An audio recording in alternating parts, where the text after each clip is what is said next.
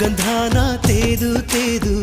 ಚಂದಾನ ಎರಕ ಹೊಯ್ದು ಹೆಣ್ಣಾದಳು ಅವಳು ಇವಳೇನ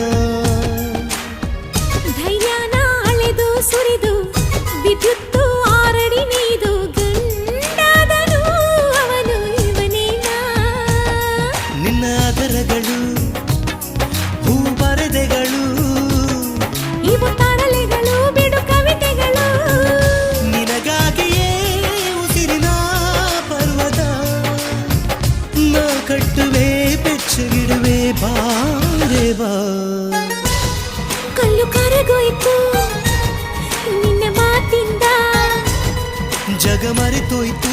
ನಲ್ಲೇ ನಿನ್ನಿಂದ